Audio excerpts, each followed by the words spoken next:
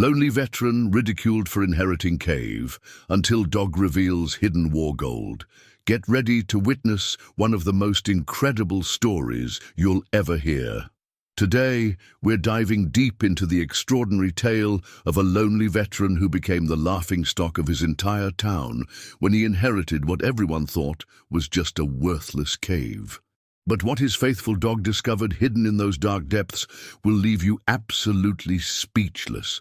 If you're ready for a story that will touch your heart and blow your mind, make sure to hit that like button, subscribe to our channel, and ring that notification bell because you won't want to miss what happens next.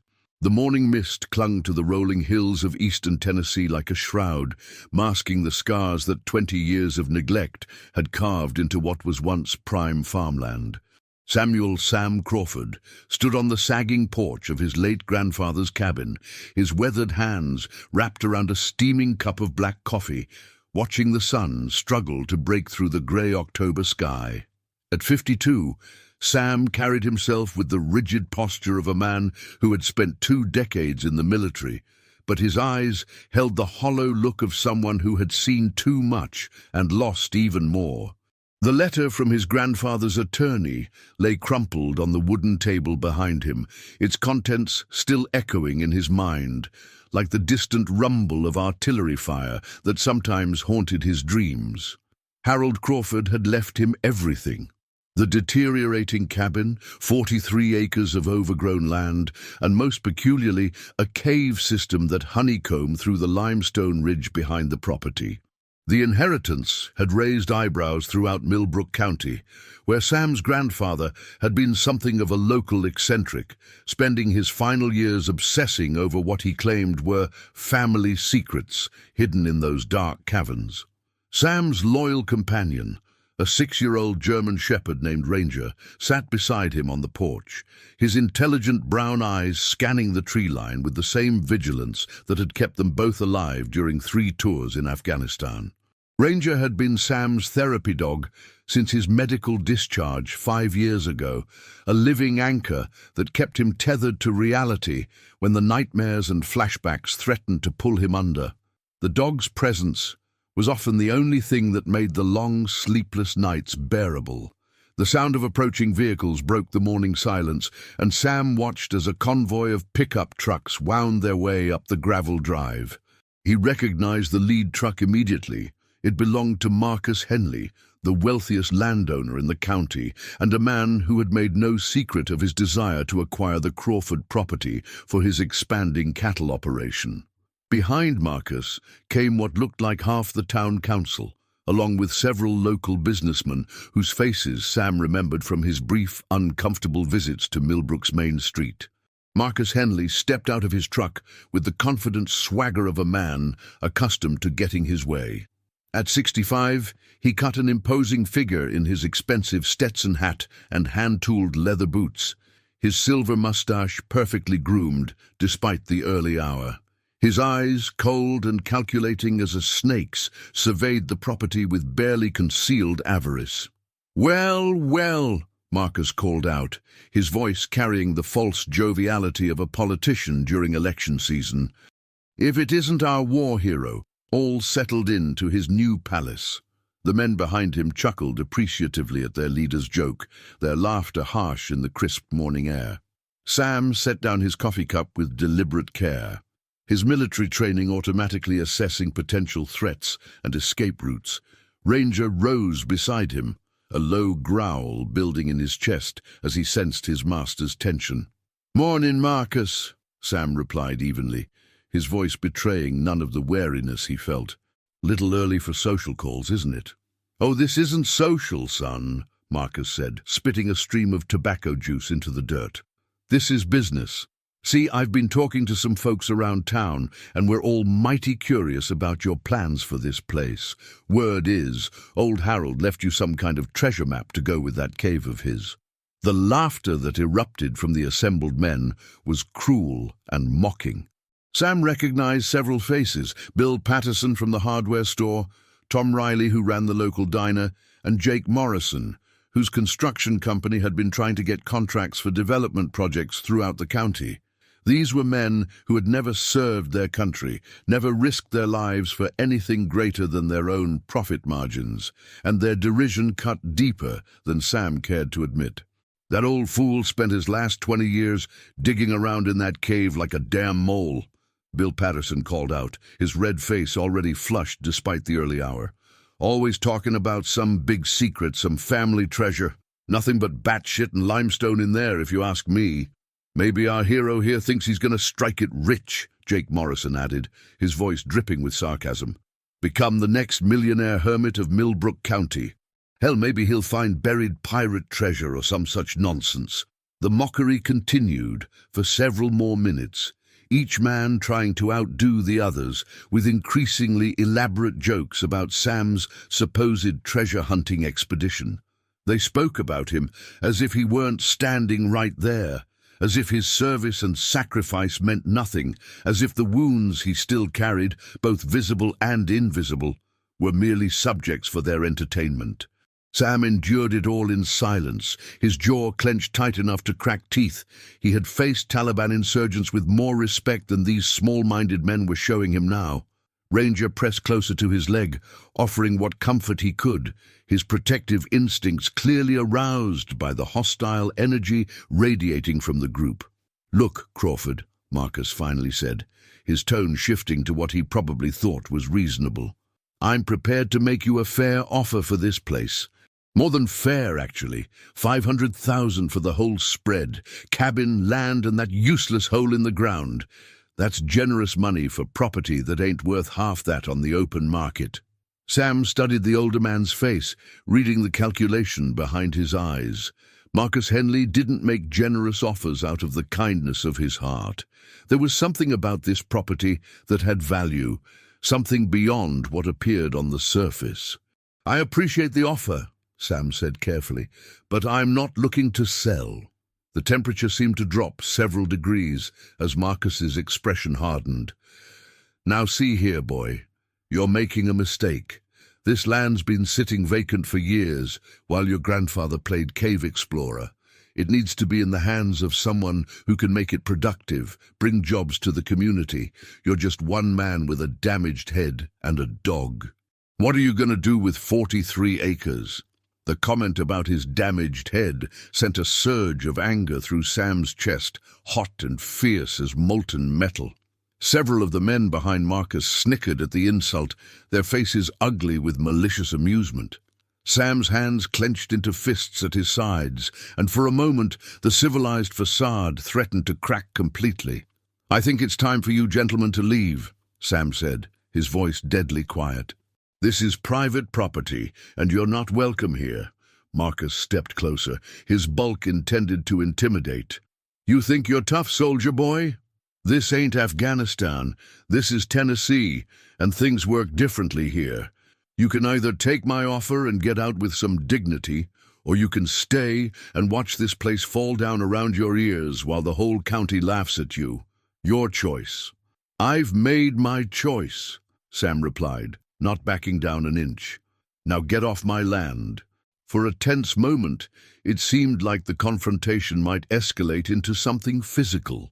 Marcus's face flushed red with anger, and several of his companions shifted nervously, clearly uncomfortable with the situation. But then Ranger stepped forward, his lips curled back to reveal impressive canine teeth, a warning growl rumbling from deep in his chest. The sight of the military-trained German shepherd in full protective mode was enough to give even Marcus pause. After a long moment, he spat again and turned away. "You'll regret this, Crawford," he called over his shoulder as he climbed back into his truck. "Mark my words, you'll come crawling back, begging me to take this worthless land off your hands. And when you do, my offer's going to be a lot less generous." The convoy of trucks departed in a cloud of dust and exhaust fumes, leaving Sam and Ranger alone on the porch. The veteran's hands were shaking slightly. Whether from anger or the after-effects of adrenaline, he couldn't say. He reached down to scratch behind Ranger's ears, drawing comfort from the dog's solid presence. "Just you and me again, boy," he murmured. "Looks like we've made some enemies already." Ranger looked up at him with those intelligent brown eyes, and Sam could swear the dog understood every word. They had been through too much together for Sam to doubt the depth of their bond. In the mountains of Afghanistan, Ranger had saved his life more than once, detecting IEDs and hidden insurgents with an accuracy that bordered on supernatural. If anyone could help him unravel the mystery of his grandfather's cave, it would be his four-legged partner. As the morning wore on, Sam found himself walking the property boundaries, reacquainting himself with land he hadn't seen since childhood visits decades ago. The place had changed dramatically since those early memories. What had once been productive farmland was now overgrown with kudzu and volunteer trees. Fence lines had collapsed, creating a tangled maze of rusted wire and rotting posts. The barn had partially collapsed, its red paint faded to the color of dried blood. But it was the cave entrance that drew Sam's attention most powerfully. Located at the base of the limestone ridge, about a quarter-mile behind the cabin, it was larger than he remembered. A dark mouth in the rock face that seemed to exhale cool, musty air, even in the warm autumn sunshine. His grandfather had installed a heavy steel gate across the opening years ago, secured with an industrial padlock that looked like it could stop a tank. Sam pulled the ornate brass key from his pocket, another item from his grandfather's legacy, and studied the cave entrance with new eyes.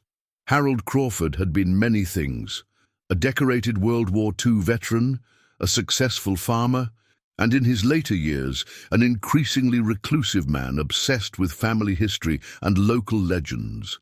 But he had never been a fool. If he had spent 20 years exploring these caverns, there had to be a reason beyond simple eccentricity. The key turned smoothly in the padlock, as if it had been recently maintained despite his grandfather's death 6 months ago. The heavy gate swung open with barely a creak, revealing a natural corridor that disappeared into darkness beyond the reach of daylight. Sam had brought a powerful LED flashlight, but even its beam seemed to be swallowed by the cave's depths. Ranger approached the entrance cautiously, his nose working overtime to process the complex scent patterns emanating from the cave. Whatever he detected, there seemed to both intrigue and concern him. The dog looked back at Sam with an expression that seemed to say, "Are you sure about this?" "Yeah, boy, I know," Sam said, checking his flashlight one more time. "But we've been in worse places together. Remember that Taliban cave complex in Helmand province? This can't be any worse than that." Together they stepped into the cave, leaving the bright Tennessee sunshine behind. The temperature dropped immediately, and Sam estimated it was probably 20 degrees cooler inside the limestone chambers. The walls were smooth and pale, carved by millennia of water action into flowing organic shapes that seemed almost alive in the dancing flashlight beam. The main corridor extended straight back into the ridge for about 50 feet before branching into multiple passages. Sam paused at the junction, studying the worn footprints in the cave floor that marked his grandfather's frequent passages. One set of prints led to the right, following what appeared to be a natural watercourse that had long since dried up. Another set headed left, toward what looked like a narrow chimney leading upward into the rock. But it was the third passage that caught Sam's attention. The footprints here were deeper, more frequent, as if Harold had spent considerable time exploring this particular route. The passage itself was wider than the others, its floor relatively smooth and level. Most importantly, there were tool marks on the walls, evidence of deliberate excavation beyond what nature had provided. "This way, Ranger," Sam decided, following the well-worn path deeper into the earth. The passage continued for nearly 100 yards, branching occasionally, but always rejoining the main route. Sam began to notice other signs of his grandfather's work: battery-powered LED strips attached to the walls, providing minimal but adequate lighting for someone familiar with the route. Wooden support beams had been installed at strategic points where the natural ceiling seemed less stable. This wasn't the random wandering of an eccentric old man.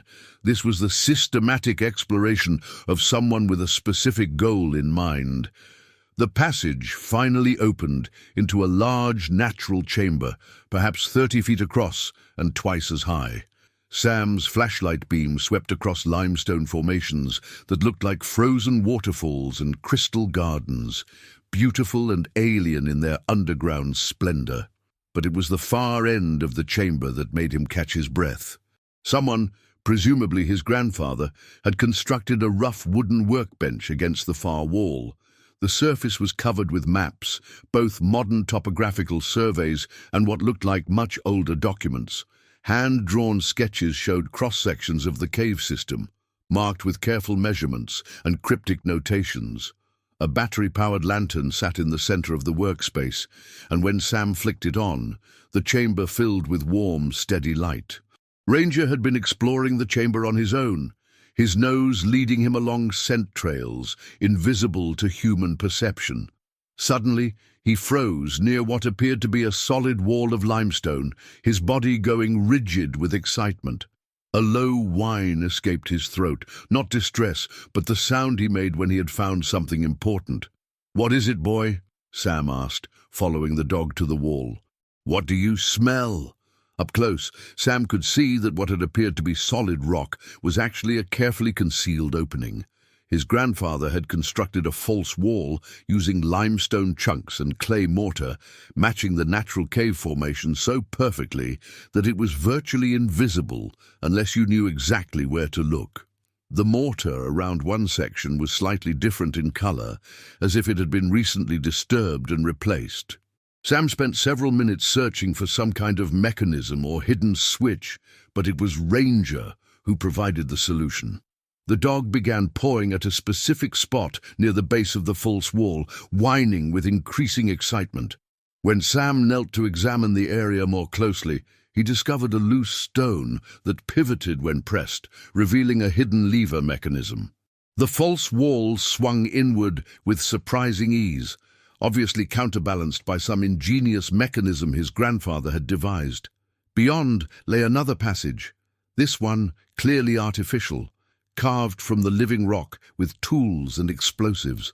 The air that flowed from this hidden corridor carried a metallic scent that made Ranger's nostrils flare with interest. Sam's military training kicked in as he prepared to explore this new passage. He checked his equipment, made sure he had spare batteries for his flashlight, and left clear markers so he could find his way back if the passage proved to be a maze. Most importantly, he made sure Ranger stayed close. Whatever his grandfather had hidden back here, it was important enough to conceal behind an elaborate false wall. The artificial passage was much shorter than the natural caves, extending perhaps 50 feet, before opening into a rectangular chamber that was obviously man-made. Sam's flashlight beam revealed smooth walls, a level floor, and a ceiling supported by wooden beams that looked like they had been installed decades ago. But it was the contents of the chamber that made his heart race. Stacked along the walls were wooden crates of various sizes, their surfaces stenciled with military markings that Sam recognized from his own service. Some bore the eagle insignia of the U.S. Army, while others carried markings in German and Italian that he couldn't immediately translate. In the center of the chamber sat a large metal footlocker, its olive-drab paint faded but still intact. Sam approached the nearest crate with trembling hands. The wood was solid, well preserved in the cave's constant temperature and humidity. When he pried off the lid with his multi-tool, he found it packed with oiled cloth bundles. Unwrapping the first bundle revealed something that made him gasp aloud. It was a bar of gold, perhaps 8 inches long and 4 inches wide, bearing stamped markings in German. The metal was tarnished, but unmistakably genuine, heavy as sin in Sam's hands. The bar was marked with Nazi eagle insignia and serial numbers, along with what appeared to be purity marks, indicating the gold's grade. "Jesus Christ," Sam whispered, his voice echoing strangely in the enclosed space. "Ranger, do you know what this is?" The dog looked up at him with those intelligent eyes, and Sam could swear Ranger understood the magnitude of their discovery. This wasn't just gold, this was Nazi gold, probably looted during World War II and somehow ended up hidden in a cave in rural Tennessee. Sam's mind raced as he tried to piece together the implications. His grandfather had been a decorated veteran of World War II, serving with the 101st Airborne during the European campaign. He had participated in the liberation of several concentration camps and had been present during the final push into Germany. Family stories had always portrayed Harold as a simple soldier who had done his duty and come home to farm, but clearly there was much more to the story.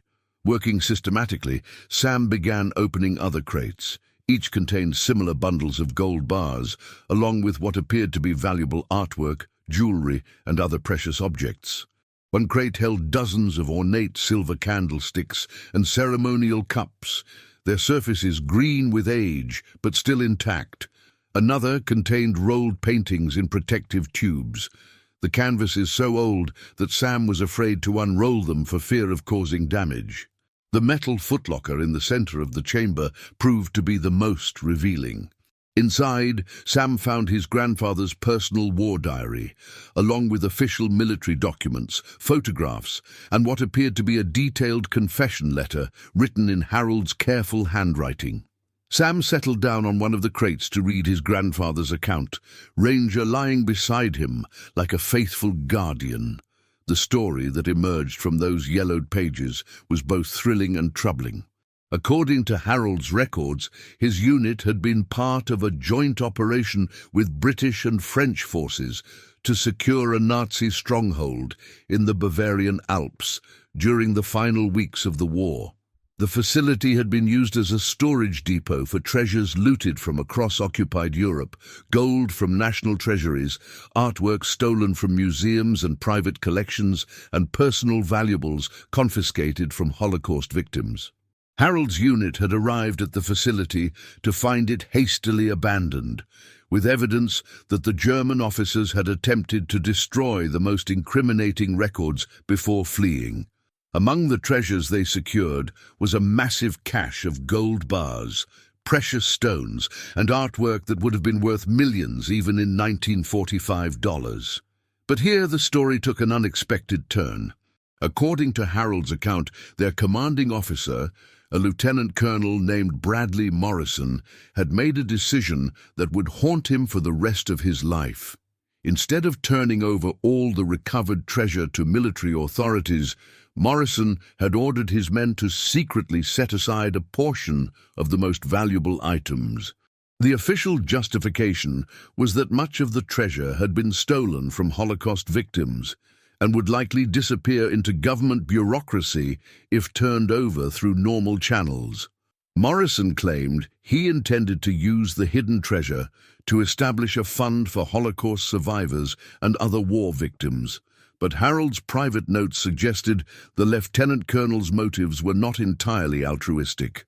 Morrison had been the grandfather of Jake Morrison, the construction company owner who had been among Marcus Henley's group that morning. The connection sent a chill down Sam's spine as he realized the implications. If Jake knew about his grandfather's wartime activities, it might explain why he was so interested in the Crawford property. According to Harold's records, Morrison had divided the stolen treasure among 5 trusted soldiers, with instructions to hide their portions and wait for further orders that never came. Morrison himself had been killed in a traffic accident less than a year after returning from the war, taking the secret of the hidden treasure to his grave. Harold had brought his share home to Tennessee and hidden it in the cave system behind the family farm. The other 4 soldiers had scattered across the country, and Harold had lost track of most of them over the years. He had spent decades wrestling with the moral implications of his actions, torn between his desire to make amends and his fear of the legal consequences of revealing the truth. The confession letter, dated just 6 months before Harold's death, laid out his grandfather's final wishes. He wanted the treasure to be returned to appropriate authorities, and used for Holocaust education and survivor assistance. But he also feared that simply turning it over to the government would result in it disappearing into the same bureaucratic void that had swallowed so much other recovered Nazi loot. Sam sat in the hidden chamber for a long time, processing the weight of his inheritance. He was not just the owner of a cave and some land. He was the guardian of a massive treasure with a dark and complicated history. The gold alone was probably worth millions at current market prices, but the historical artifacts might be priceless. More importantly, he now understood why Marcus Henley and his associates were so interested in the property. Somehow, word of the treasure had leaked out, or at least rumors of its existence had begun circulating. That would explain Marcus's generous offer and his determination to acquire the land by whatever means necessary. Ranger had been patient during Sam's reading, but now the dog was showing signs of restlessness. He kept looking toward the chamber entrance and whining softly, his ears pricked forward as if he had heard something Sam's duller human senses had missed. "What is it, boy?" Sam asked, carefully replacing his grandfather's documents in the footlocker. "Someone coming." Sam extinguished the battery-powered lantern and listened carefully in the sudden darkness. At first, he heard nothing but the natural sounds of the cave, the occasional drip of water and the whisper of air moving through hidden passages. But then, very faintly, he detected what sounded like voices echoing from the direction of the cave entrance. Moving as quietly as possible, Sam made his way back through the hidden passage and into the main chamber. He left the false wall open. There was no point in concealing it, now that he knew what lay beyond. Ranger stayed close beside him, every muscle tense with alertness. The voices were definitely coming from the cave entrance, and they were getting louder. Sam could make out at least 3 distinct speakers, their words echoing strangely in the limestone corridors. He couldn't make out specific words yet, but the tone was urgent, almost frantic. Sam extinguished his flashlight and pressed himself against the chamber wall, trying to become invisible in the darkness. Ranger crouched beside him, his training taking over as he prepared for potential combat. They had done this before in Afghanistan, waiting in darkness while enemies searched for them, patience and silence their only weapons. The voices were close enough now that Sam could make out individual words. He recognized Marcus Henley's gravelly tone immediately, along with Jake Morrison's higher-pitched voice. The third speaker was unfamiliar, but his accent suggested someone from outside the local area. "Told you we should have brought more men," Morrison was saying, his voice tight with anxiety. "If Crawford's found the cash, he's not going to give it up without a fight." "Relax," Marcus replied, though his own voice carried an edge of tension. "He's just one broken-down soldier with PTSD. We've got guns, and we've got numbers. Besides, he doesn't even know what he's looking for yet." "That's where you're wrong," the third voice interjected. Sam placed the accent now. New Jersey or New York, definitely not local. "My sources say Harold Crawford kept detailed records. If his grandson's got any brains at all, he's already figured out what's hidden back there." Sam's blood ran cold as he realized the extent of the conspiracy arrayed against him. This wasn't just local greed. There were outside interests involved, people who had been tracking the treasure for God knew how long. The sources the stranger mentioned suggested a network of information that went far beyond Millbrook County. "Doesn't matter," Marcus was saying as the 3 men came into view, their flashlight beams dancing across the chamber walls. "By the time we're done here, Crawford won't be in any condition to cause problems. And that dog of his—" Sam had heard enough. These men were planning to kill him and Ranger, and they had the weapons and numbers to do it. His military training kicked in automatically, assessing the tactical situation and calculating his options. He was outnumbered 3-1, probably outgunned, and trapped in an underground environment that limited his mobility. But he also had advantages they didn't know about. He was on familiar ground now, having spent hours exploring the cave system. He had Ranger, whose senses and training made him worth at least 2 more men in a fight. Most importantly, he had the element of surprise. They thought they were hunting him, but he was waiting for them. The three men were moving deeper into the chamber, their lights revealing the workbench and maps that Harold had left behind. Sam could see them more clearly now. Marcus carried a hunting rifle, while Morrison had what looked like a semi-automatic pistol. The stranger, a thin, nervous-looking man in his 50s, was unarmed, but carried a large duffel bag that probably contained equipment for moving the treasure. "This is it," Morrison said excitedly, examining the maps spread across the workbench. "This is exactly what my grandfather described.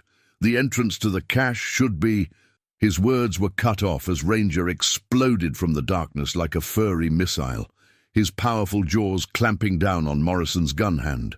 The construction company owner screamed in pain and terror as 80 pounds of trained German shepherd drove him to the ground, the pistol clattering away across the stone floor. Sam was moving before Morrison hit the ground, his own military training taking control of his actions.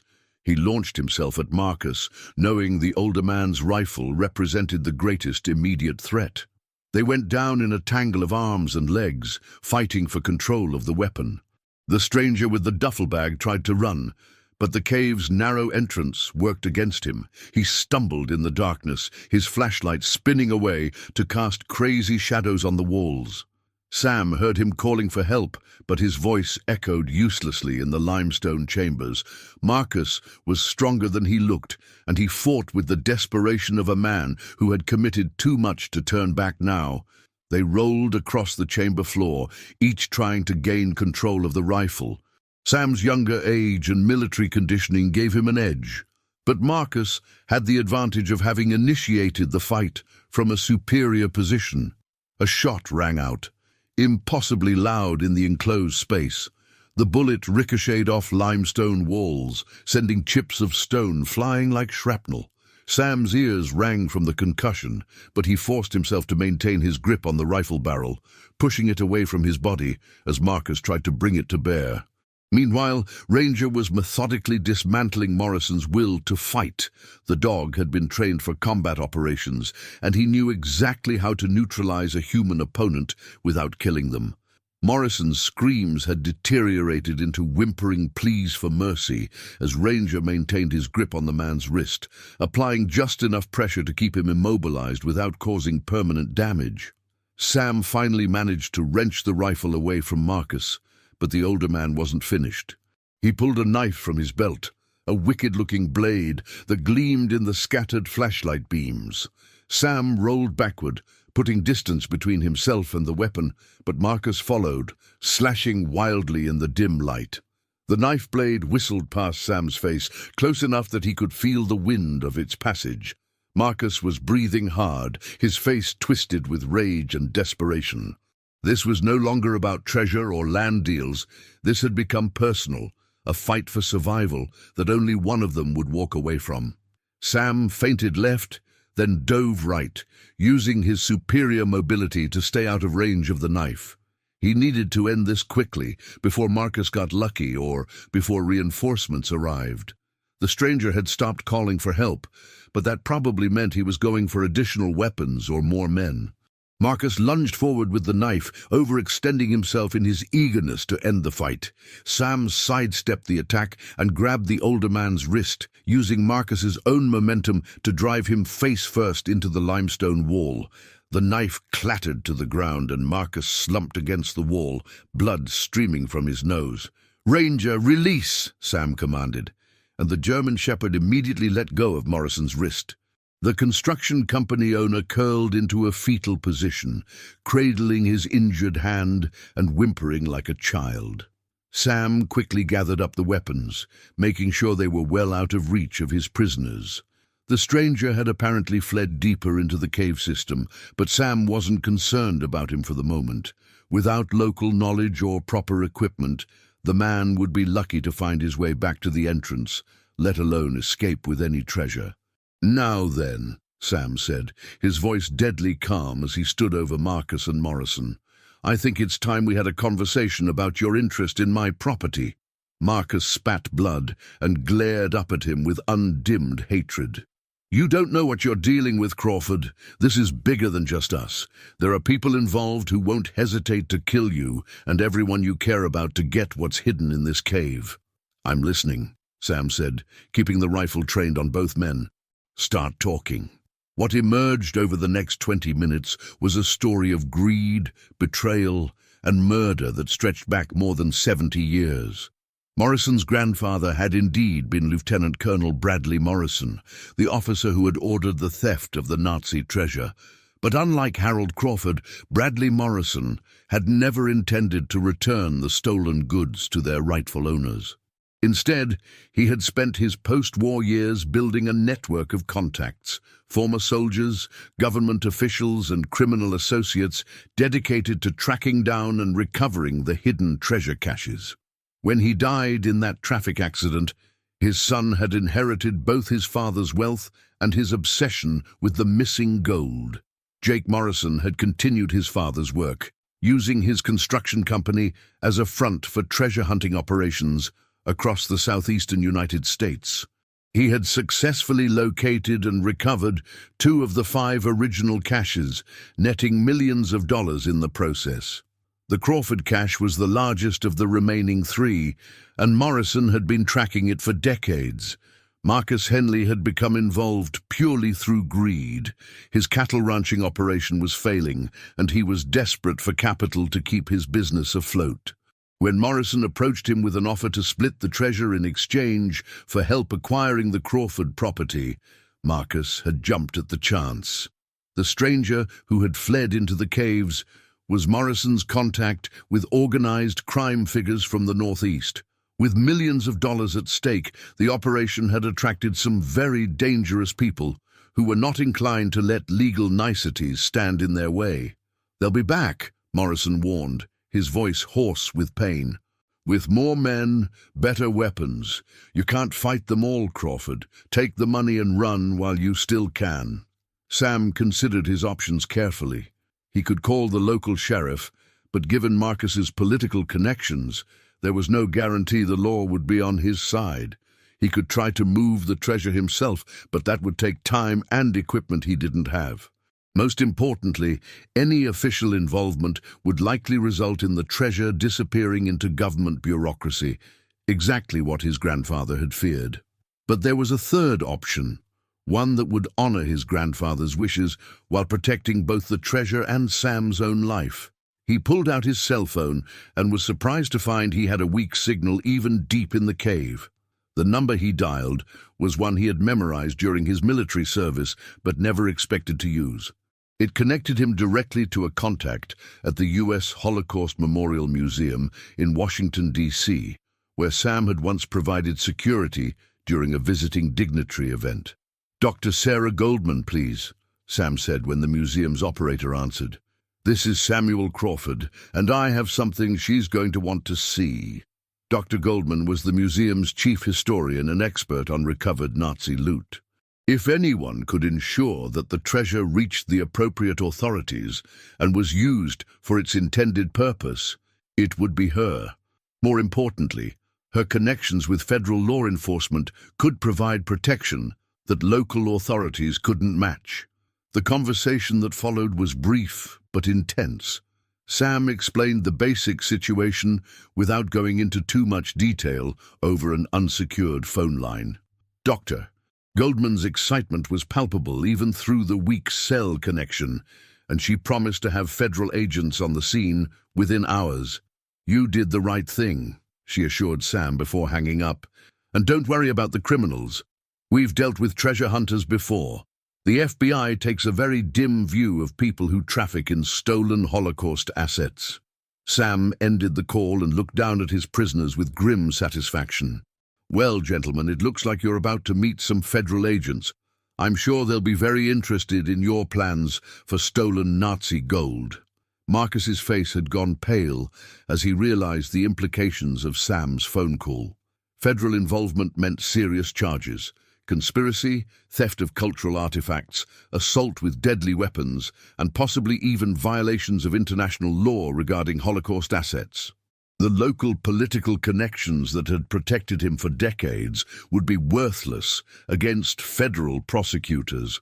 Morrison was rocking back and forth, holding his injured wrist and moaning softly. The reality of his situation was apparently sinking in as well. Even if he avoided prison time, the scandal would destroy his business and his reputation in the community. "You don't understand," Marcus said desperately. "That treasure's been sitting here for 70 years. Nobody's missed it. Nobody even knows it exists. We could all walk away rich and nobody would be hurt. Except for the families of the people it was stolen from," Sam replied coldly. "Except for the Holocaust survivors who never got justice for what was taken from them. You think this is just about money, but you're wrong. This is about doing what's right, something you clearly wouldn't understand." The sound of approaching vehicles reached them even through the thick limestone walls of the cave. Sam counted at least 4 distinct engines, along with the rhythmic thump of what sounded like a helicopter. The federal response was impressively fast and comprehensive. "Ranger, guard!" Sam commanded, and the German shepherd took up a position between the prisoners and the cave entrance. The dog's message was clear. Any attempt to escape would be met with immediate and overwhelming force. Sam made his way to the cave entrance, leaving his flashlight behind and emerging into the bright afternoon sunshine. The scene that greeted him looked like something from a military operation. 3 black SUVs were parked in front of the cabin, along with an armored tactical vehicle that belonged to the FBI's hostage rescue team. The helicopter, he had heard, was just settling onto the flat ground near the barn, disgorging a team of federal agents in full tactical gear. A woman in her 50s approached Sam with the confident stride of someone accustomed to command. She was tall and lean, with steel-grey hair pulled back in a severe bun and intelligent brown eyes that missed nothing. Her credentials identified her as Special Agent Linda Chen of the FBI's art crime team. "Mr. Crawford," she said, extending her hand, "Dr. Goldman briefed me on the situation. I understand you've recovered a significant cache of stolen cultural artifacts?" "That's correct," Sam replied, shaking her hand. "Along with 3 men who were planning to steal them. 2 are currently secured in the cave, and the 3rd fled deeper into the system." Agent Chen nodded approvingly. "Outstanding work. My team will handle the arrests and secure the scene. Dr. Goldman is flying down from Washington and should be here within the hour. She'll want to personally examine the artifacts and begin the process of cataloging them for return to their rightful owners." Over the next several hours, Sam watched as federal agents systematically dismantled the conspiracy that had threatened his life and his grandfather's legacy. Marcus Henley and Jake Morrison were arrested on multiple federal charges, their rights read to them in the cold, professional manner of agents who had done this many times before. The 3rd man, who turned out to be a career criminal named Vincent Torino, was eventually located deeper in the cave system, lost and panicked after wandering in the dark for hours. His arrest revealed connections to organized crime families in New York and New Jersey, adding racketeering charges to the growing list of federal crimes. But it was the arrival of Dr. Sarah Goldman that truly brought home the magnitude of Sam's discovery. The historian was a small, energetic woman in her 60s, with silver hair and the kind of intense focus that comes from a lifetime dedicated to preserving the memory of historical atrocities. Her reaction upon entering the hidden chamber was worth all the danger and uncertainty Sam had endured. She literally gasped aloud when she saw the stacked crates and the metal footlocker, her hands shaking as she examined the Nazi gold bars and stolen artwork. "This is incredible," she whispered, her voice thick with emotion. "Some of these pieces have been missing for decades. Museums around the world have been searching for them. And these gold bars, they bear the markings of the Deutsche Reichsbank. This is definitely part of the Nazi gold reserves that were looted from occupied territories." Dr. Goldman spent hours in the chamber, carefully photographing and cataloguing each item with the help of her assistants. She was particularly interested in Harold Crawford's confession letter and war diary, which provided crucial documentation of how the treasure had ended up in Tennessee. "Your grandfather was a remarkable man," she told Sam as they stood in the main chamber, watching FBI technicians carefully remove the precious artifacts. His decision to hide this treasure was morally complicated, but his final wishes were absolutely clear. Every indication is that he wanted these items returned to their rightful owners and used for educational purposes. "What happens now?" Sam asked. "To the treasure, I mean." "There's a well-established process for handling recovered Holocaust assets," Dr. Goldman explained. "The gold will likely be melted down and the proceeds used to fund Holocaust education and survivor assistance programs. The artwork and cultural artifacts will be researched to determine their original owners, and every effort will be made to return them to surviving family members or appropriate institutions. And legally, I'm in the clear." "Absolutely. You've done everything right from the moment you discovered the cache. Your grandfather's documentation makes it clear that this treasure was always intended to be returned, and your actions in contacting us demonstrate good faith. There might be some paperwork and testimony required, but you're not in any legal jeopardy."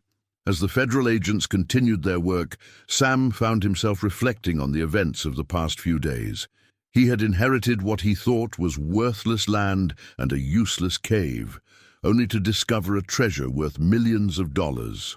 More importantly, he had inherited a moral responsibility that his grandfather had carried for more than 70 years. The temptation to keep the treasure had been real, especially given his financial difficulties and uncertain future. But Sam knew that some things were more important than money. His grandfather had spent decades wrestling with the moral implications of his wartime actions, and Sam was determined to honor the old man's final wishes. Agent Chen approached as the last of the artifacts were being loaded into secure transport vehicles. "Mr. Crawford, I wanted to personally thank you for your cooperation in this investigation. Your actions today have not only preserved important historical artifacts, but also dismantled a criminal network that has been operating for decades." "Just doing what's right," Sam replied, "though I have to ask, what happens to my property now? I assume there will be some ongoing investigation." "The cave will be sealed and secured while we complete our work, but that should only take a few more days. After that, the property reverts to your full control. In fact, the government is prepared to offer a substantial reward for your assistance in recovering these artifacts. I think you'll find it more than adequate to address any financial concerns you might have." Sam was surprised by the offer, but it made sense. The government had standard procedures for rewarding citizens who helped recover stolen cultural property, and the cash he had turned over was worth millions of dollars. Even a small percentage would be enough to secure his future and allow him to restore the family farm. As the federal convoy prepared to depart, Dr. Goldman pulled Sam aside for a private conversation. "I wanted you to know that your grandfather's story will not be forgotten. We're planning to include his wartime experiences and moral journey in a new exhibit about Holocaust asset recovery. His letter and diary will help visitors understand the complicated ethical issues surrounding looted treasure and the importance of making things right, even decades after the fact." Sam felt a surge of pride as he imagined his grandfather's story being told in the Holocaust Memorial Museum. His struggle with moral responsibility serving as an example for future generations. Harold Crawford had made mistakes during the war, but his final decision to return the stolen treasure had redeemed those errors and honored the memory of those who had suffered. As the sun set over the Tennessee hills, Sam stood on his porch with Ranger at his side, watching the last of the federal vehicles disappear down the gravel drive. The property was quiet again, but it felt different now, not isolated and threatening, but peaceful and secure. His phone had been ringing all afternoon with calls from local reporters who had gotten wind of the federal operation. Word was already spreading through Millbrook County about the treasure discovery and the arrests of Marcus Henley and Jake Morrison. Sam had declined all interview requests, preferring to let the federal authorities handle media relations. But he knew that his life in the small community would never be the same. The man who had been mocked as a crazy hermit treasure hunter just that morning was now being hailed as a hero who had recovered millions of dollars worth of stolen Nazi gold. The irony was not lost on him. More importantly, the substantial reward that Agent Chen had mentioned would allow Sam to truly make a fresh start. He could restore the family farm to its former productivity, perhaps even turn it into a working operation that honored his grandfather's memory. For the first time since his discharge from the military, Sam felt like he had a real future to look forward to. Ranger seemed to sense his master's improved mood, the dog's tail wagging as he looked up at Sam with those intelligent brown eyes. The German shepherd had been the true hero of the day, his keen senses leading them to the hidden treasure and his training helping them survive the confrontation with the criminals. "What do you think, boy?" Sam asked, scratching behind the dog's ears. "Ready to become farmers?" Ranger barked once, a sound that Sam chose to interpret as enthusiastic agreement. Together, they watched the first stars appear in the clear Tennessee sky, two veterans who had found their way home at last. The next few weeks passed in a blur of activity as federal investigators completed their work and began the process of returning the stolen artifacts to their rightful owners.